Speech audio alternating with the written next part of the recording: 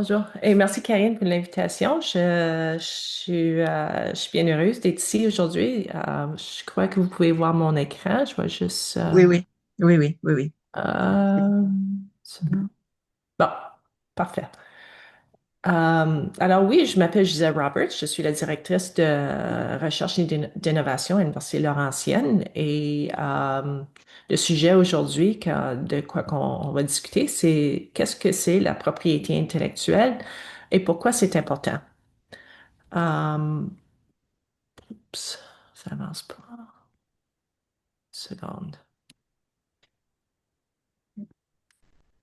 Ça avance pas. OK, parfait. OK. Alors, avant de continuer, j'aimerais juste donner un petit avertissement que cette présentation est seulement à titre d'information et je ne suis pas une experte en droit ni en propriété intellectuelle. Alors, pour toute question spécifique relative à la propriété intellectuelle, s'il vous plaît, consultez un professionnel qualifié. Alors, les objectifs d'aujourd'hui, c'est de définir la propriété intellectuelle et distinguer ses différents types, identifier et évaluer les facteurs clés à prendre en compte lorsque de la commercialisation de l'API et d'identifier et comprendre les principales ressources qui permettent de se former à la propriété intellectuelle et ainsi qui favorisent la protection et la commercialisation. Alors, informellement, c'est quoi la propriété intellectuelle? C'est vraiment l'API, ça se définit simplement comme toute forme de connaissance ou d'expression créée par l'esprit humain. Elle comprend les inventions, les logiciels informatiques, les marques déposées, les œuvres littéraires, artistiques, musicales ou visuelles et même le savoir-faire. Alors, on va discuter chacun les formes dans cette présentation. Formellement, la propriété intellectuelle, c'est un bien immatériel, alors un actif incorporel qui peut être protégé euh, par une législation formelle. Alors, c'est un droit qui est accordé par le gouvernement. Les différents types qui peuvent être protégés sont les brevets, les marques commerciales, les dessins industriels et les droits d'auteur. La propriété intellectuelle aussi confère une valeur nationale et internationale sans être protégée parfois comme par exemple le savoir-faire ou les secrets commerciaux. OK. Alors, un brevet, c'est le droit exclusif pour une invention qui est accordée par le gouvernement. Elle est valable pendant 20 ans à compter de la date du dépôt de la demande. Elle n'est pas renouvelable. Alors, c'est seulement 20 ans. Votre application est publiée 18 mois après le dépôt de la demande. Alors, c'est comme un échange avec le gouvernement. Il vous donne le droit à, à pratiquer votre invention, mais aussi, en échange, vous publiez c'est quoi l'invention et comment vous l'avez produit. Un brevet couvre les nouvelles inventions, comme les procédés, machines, produits, composition de matière, ou toute amélioration nouvelle et utile apportée à une invention existante. L'invention doit être nouvelle, avoir preuve d'utilité et ne peut pas être évidente pour une personne compétente dans le domaine de l'invention. Alors, l'invention, pour vous, pourrait être nouvelle et pas évidente, mais pour quelqu'un avec des compétences dans ce domaine, ça pourrait être évident. Les droits d'auteur. Sur les droits d'auteur, c'est le droit exclusif de produire, copier ou traduire des œuvres littéraires, artistiques, dramatiques ou musicales, y compris les programmes informatiques. Les droits d'auteur ne protègent pas les idées, mais plutôt l'expression de ces idées, comme une chanson. C'est automatique dès la création de l'œuvre et dure pendant la vie de l'auteur plus 70 ans. Alors, comme vous avez vu au début de la présentation, vous pouvez seulement mettre le symbole suivi par l'année et le nom du propriétaire du droit d'auteur. L'auteur d'une œuvre est le premier titulaire du droit d'auteur, mais lorsqu'une œuvre est créée par un employé dans le cadre de leur emploi, En l'absence d'accord contraire, l'employeur est le premier titulaire du droit d'auteur. Alors, comme vous avez vu au début de ma présentation, j'avais le symbole des droits d'auteur, mais puisque je suis employé de l'Université Laurentienne, l'université appartient les droits d'auteur de ma présentation. Une chose que j'aime mentionner aussi, c'est les droits moraux qui sont liés aux droits d'auteur. Alors, les droits moraux, c'est les droits liés à l'attribution, excusez, à l'association et à l'intégrité de la mise en œuvre. Alors, ces droits moraux ne peuvent pas être achetés ni vendus, seulement cédés. Alors, comme exemple, j'ai une image ici de les oies qui sont suspendues dans le centre d'achat à Toronto. Euh, et c'est une œuvre d'art. Et c'est comme ça que les oies ont été vendues. Il y a quelques années, le propriétaire du centre d'achat a décoré les oies pour les fêtes de Noël. On mis des petits chapeaux et des foulards. Et l'artiste a actionné le centre d'achat parce qu'ils ont changé l'intégrité de les oies. C'est un œuvre d'art et pas des décorations de Noël. Et l'artiste a gagné son point. Alors, si vous allez maintenant au centre d'achat, vous ne verrez jamais des petites décorations sur les oies. Un autre type de propriété intellectuelle, c'est les marques de commerce. Ça, c'est les lettres, les mots, les sons ou les dessins qui distinguent les produits ou services de votre entreprise de ceux d'autres.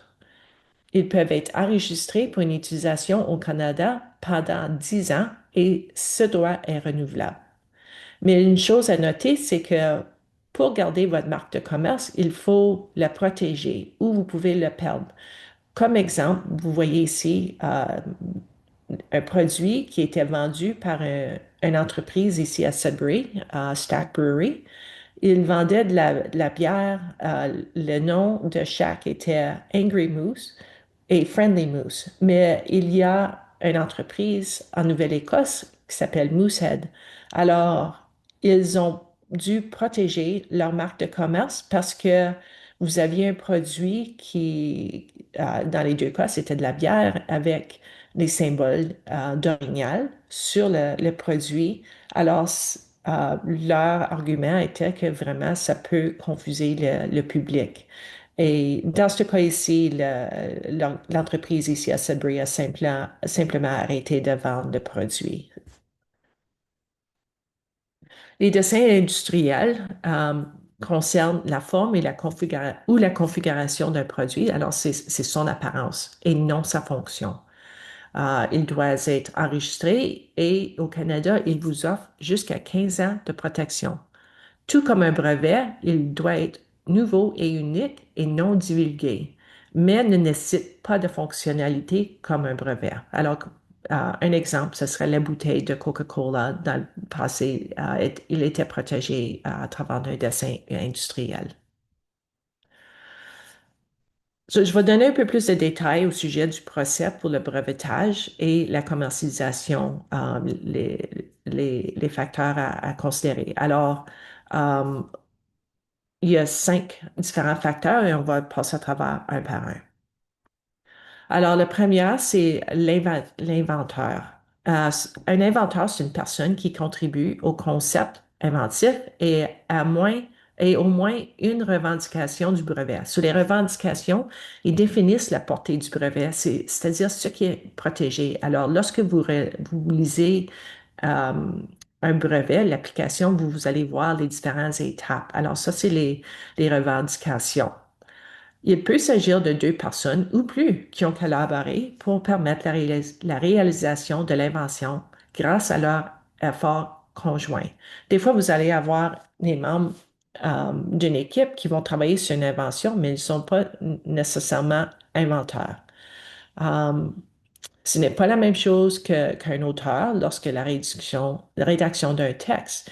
Mais une chose aussi de garder en tête, c'est oui, pas tout le monde est inventeur, mais il est important d'inclure tous les inventeurs lorsque vous faites votre demande pour un brevet.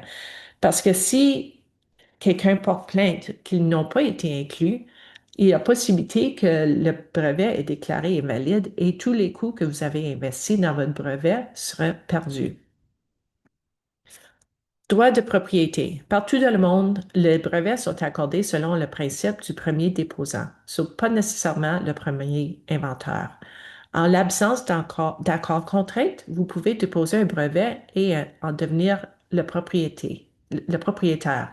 Alors, ça veut dire que il faut et on va en discuter un peu plus, c'est s'assurer que si vous avez une invention, que vous le gardez confidentielle jusqu'à temps que vous déposez l'application, parce que sinon, si vous le divulguez à quelqu'un sans une entente, il y a possibilité qu'il dépose l'application avant vous et devient propriétaire. En termes de divulgation, au Canada et aux États-Unis, il y a un délai d'1 an après la première divulgation publique. Partout ailleurs, cependant, cette communication non confidentielle permet de reproduire votre invention et pourrait détruire la nouveauté de celle-ci. Alors, des exemples de la divulgation seraient des pitchs, des résumés, l'information représentée sur les réseaux sociaux et des présentations publiques. Alors, utilisez des ententes de confidentialité si vous voulez divulguer des informations à titre confidentiel et n'oubliez pas que le premier déposant a droit au brevet, comme on vient de discuter. Et aussi, en temps des territoires comme que je vais discuter aussi, c'est que si vous voulez avoir la protection dans d'autres pays, il faut appliquer dans ces pays-là. Alors, si dans ce cas ici, vous divulguez avant d'appliquer le brevet, dans ces pays-là, ils peuvent utiliser euh, votre, votre invention sans votre permission parce que vous l'avez divulguée publiquement. Le coût à considérer, c'est que c'est par pays, comme j'ai mentionné. Vous ne pouvez pas appliquer au Canada et être protégé dans d'autres pays sans appliquer dans les pays où vous voulez la protection. En règle générale, le coût varie entre 15 et 20 000 dollars au Canada ou aux États et ajouter 5 000 dollars par pays désigné et ainsi que les frais de traduction. Il y a, en temps de frais, vous avez les frais de dépôt. On va passer à travers les différents types d'applications, le maintien, l'examen et la délivrance. Alors, lorsque votre brevet est accordé, vous payez un frais. Il y a aussi les frais des avocats, les agents de brevet et aussi les défenses contre la contrefaçon. Alors, si quelqu'un utilise votre propriété intellectuelle et vous voulez la défendre, il y a beaucoup de coûts qui sont impliqués. Et juste pour faire clair, le gouvernement ne défend pas vos brevets, même si c'est eux qui vous accordent le droit de pratiquer l'invention. Les types de demandes, vous avez le brevet provisoire. Ça vous permet de fixer votre date de priorité. Alors, si vous voulez vraiment mettre votre date de priorité en attendant de développer euh, plus l'application. Vous pouvez l'appliquer, mais si vous manquez de fonds, vous changez d'idée après 12 mois, si vous n'avez pas pris d'autres mesures en temps de les autres types d'applications, elles s'expirent. Les autres applications, c'est le traité de coopération en matière de brevet, alors un PCT. C'est une demande internationale qui vous permet de demander une protection dans plusieurs pays, dans à peu près 150 pays. Mais encore, c'est seulement temporaire.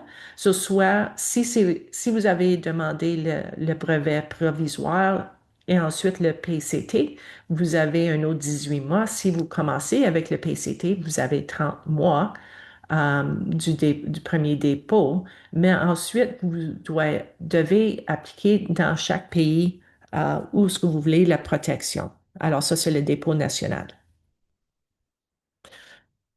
Il est important de faire de la recherche avant d'appliquer le brevet pour explorer qu'est-ce qui est déjà inventé et qu'est-ce qu'on appelle la liberté d'exploitation pour s'assurer que vous n'utilisez pas la propriété intellectuelle qui a été accordée à un autre individu. Alors, il y a différents sites. Je vais partager la présentation et il y a les liens à chaque site web. So, il y a le Bureau de la propriété intellectuelle du Canada, l'Office américain des brevets de marque, les brevets Google et l'Office européen des brevets. Un petit conseil aussi de faire attention avec les sites web qui utilisent l'intelligence artificielle. Alors, si vous mettez des détails confidentiels dans les plateformes, il y a possibilité que votre information est protégée et ça pourrait être une divulgation. Alors, faites bien attention. Il y a aussi beaucoup de ressources pédagogiques sur la propriété intellectuelle. Il faut toujours s'informer avant vraiment de dépenser les fonds requis. Alors, encore, l'Office de la propriété intellectuelle du Canada, c'est une vraiment bonne ressource avec l'éducation et différents outils que vous pouvez suivre. Il y a propriété intellectuelle de l'Ontario a aussi beaucoup de formations en ligne. Moi, un des programmes que j'aime beaucoup, c'est celui de l'Université de Toronto. Nous l'offrons maintenant à l'Université Laurentienne à travers du programme D2L. Il y a aussi l'information sur le site fédéral du gouvernement du Canada. Il y a aussi des ressources en ligne qui supportent le développement de la propriété intellectuelle. C'est encore la propriété intellectuelle de l'Ontario, le site du gouvernement du Canada et ainsi que le soutien à travers euh, Paris. Ça, c'est un organisme fédéral et ils ont un programme qui s'appelle IP Assist. Et c'est pas mal tout. Je sais que c'est beaucoup d'informations, mais je peux prendre des questions si vous n'avez. Non, je peux pas vous entendre, Karine. Oh là là, ok, j'étais en mute. Merci beaucoup, Gisèle, pour la belle présentation. Et c'est le moment des questions. Nous avons assez de temps pour les questions. Et si vous avez vous voulez, Gisèle, j'espère que vous allez partager la présentation par Oui, après. absolument. Je vais partager. Et juste pour noter aussi que il y a beaucoup de ressources ici à Sudbury qui supportent les inventaires. So, vous avez tu sais, le PANO, le Centre régional des affaires à Sudbury, il y a NORCAT aussi. Souvent, ils ont des invités qui viennent partager de l'information, les professionnels vraiment. À l'Université Laurentienne, je veux souligner aussi qu'on a le centre d'innovation Jim Fielding. Je crois que peut-être quelques des participants ont déjà euh, participé à des événements. Nous avons des ressources. Anastasia Chartrand, c'est notre coordinatrice qui est disponible. Et nous avons aussi un makerspace avec l'équipement qui est disponible aux entrepreneurs et les entreprises à Sudbury. Il y a pas de coût. D'habitude, c'est des petites activités. Si c'est de quoi qui coûte plus d'argent, probablement, il faudrait avoir un petit frais, mais sinon, les ressources sont disponibles. OK. Donc, je vais partager les ressources avec vous et si vous n'avez pas mon adresse courriel, je vais le mettre là-bas. Mais sinon, je partage toujours la rediffusion et la présentation par après. Euh, j'ai une question, je disais, quelle est l'erreur fréquente que font les entrepreneurs lorsqu'il s'agit de protéger leur propriété intellectuelle? Moi, je dirais deux choses. C'est soit la divulgation de l'information ou de ne pas faire la recherche avant de commencer le procès. Comme j'ai dit, ça coûte très cher parce que c'est pas une simple demande pour un brevet et ensuite, tu sais, c'est accordé. Ça coûte très cher parce que euh, l'application, comment qu'elle commence et comment qu'elle finit, il y a beaucoup de changements parce que nous avons les experts qui nous donnent du feedback et c'est très spécifique en tant de les mots qu'il faut utiliser. Et moi, je dirais que soit c'est la divulgation ou de ne pas faire la recherche. Parce que des fois, j'ai eu des déclarations d'invention que en dans 15 minutes, j'ai pu trouver des produits qui font la même chose. Mhm. Ah, OK. Et donc, si on a une idée et on peut l'enregistrer et on vous donne 12 mois avant que ça expire, si je comprends bien. Oui, la première application pour un brevet, Ah, c'est si vous avez une application provisoire, ça vous donne 12 mois. Mais dans ce cas-là, si vous manquez de ressources et vous voulez attendre avant d'appliquer dans certains pays, vous pouvez la laisser expirer, au moins que vous ne l'avez pas divulgué ailleurs. Ça, c'est important à savoir. Euh, mhm, mais c'est pas publié. La publication de l'application euh, vient 18 mois avant la date. Alors, si vous laissez tomber, on n'est pas rendu à 18 mois, c'est seulement à 12 mois, c'est confidentiel et personne, tu sais, ça demeure confidentiel. Alors, dans ce cas-là, vous pouvez, même la journée après, réappliquer encore pour une demande provisoire pour être, si vous êtes en train de négocier avec un partenaire et en utilisant encore des ententes de confidentialité, parce que c'est ça, vous voulez surtout même, vous n'êtes pas protégé si vous avez seulement une application provisoire, si l'intention est de laisser tomber l'application et de réappliquer plus tard. Parce que si vous n'utilisez pas d'entente de confidentialité, ils peuvent utiliser votre information après. mhm. OK, OK. Et est-ce que vous avez d'autres questions à poser dans le groupe? Vous pouvez toujours me contacter ou envoyer un courriel à la fonderie. Euh, Toujours les portes ouvertes pour recevoir les entrepreneurs de Sudbury à notre centre. OK. Je pense que les questions viendront un petit Oh, moment. Voilà. une question. OK. OK. Que vous pouvez, Edwin, tu peux. Oui, Oui. ah, merci beaucoup, Gisèle, Karine.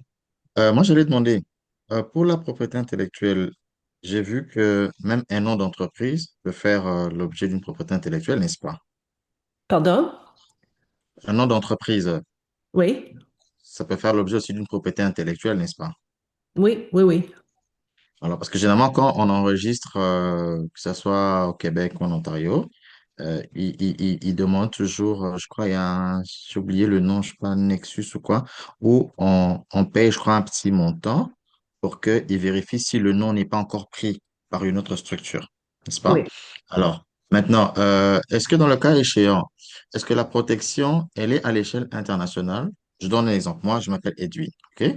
Est-ce que si j'enregistre, par exemple, Edwin Inc., est-ce que au niveau de quelqu'un qui est peut-être en Europe, si il tape Edwin Inc., ça va directement lui montrer que au Canada, il y a un Edwin Inc. qui est existant ou pas? Parce que moi, la question, c'est juste de savoir, parfois, il peut arriver que vous avez un même nom, mais qui peut être utilisé dans un autre continent, quoi. Comment faire pour protéger ça? C'est une marque de commerce. Et encore, c'est comme un brevet.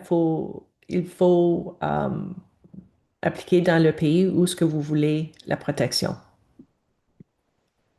Euh, je crois que comme les grosses entreprises, pour les marques de commerce, ils appliqueraient dans les différents pays. Parce que c'est ça, c'est comme un brevet. Tu peux pas avoir de la protection si tu... Parce que au Canada, il faudrait que tu passes à travers de l'Office de la propriété intellectuelle du Canada. Alors, la Mhm. protection est au Canada. Mhm. OK.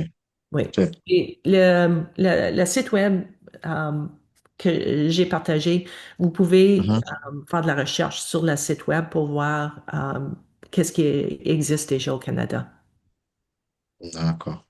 Oui. OK, c'est bon. Merci. Bienvenue. Ok. Je pense que c'est tout. S'il y a des questions par après, vous pouvez me les envoyer et je vais les transmettre à Gisèle.